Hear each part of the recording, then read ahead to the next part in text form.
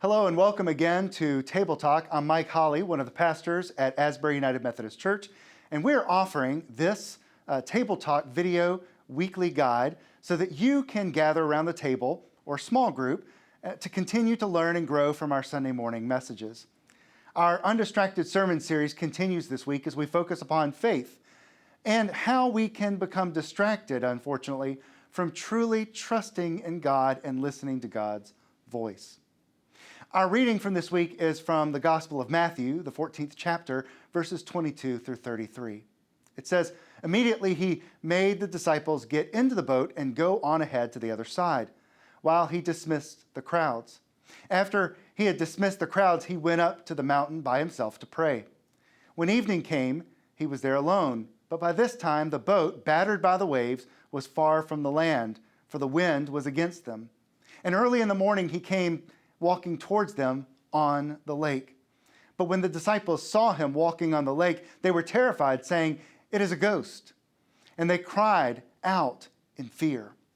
But immediately Jesus spoke to them and said, 'Take heart, it is I, do not be afraid.' Peter answered him, 'Lord, if it is you, command me to come to you on the water.' He said, 'Come.' So Peter got out of the boat and started walking on the water and came towards Jesus. But when he noticed the strong wind, he became frightened and began to sink. He cried out, 'Lord, save me.'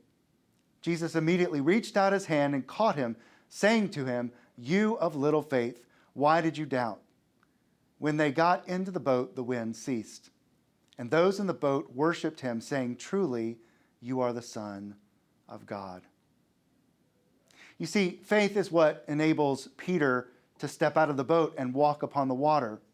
Faith is also what Peter needed when he started to notice the noise of the wind whipping around him on the Sea of Galilee. Faith without focus opens us up to the distractions of all this noise in the world, this noise around us and how it threatens to drown out the very things we need, the Word of God that is speaking to us and the stillness that we need to be in His presence. In order to rightly hear God, we often need to slow down, to still our hearts, and to listen intently. For God still speaks to us. And then after hearing, we must keep our faith focused upon God's faithfulness and not given to our fears. For if God still speaks to us, then God will also continue to support us and enable us to be His people, so that our lives will remain beacons of hope in a hopeless world. Now, remember, in the link below, you can download a Table Talk Reflection Study Guide, and it has questions for your family or for your small group. We hope it is helpful to you, and we look forward to seeing you next week.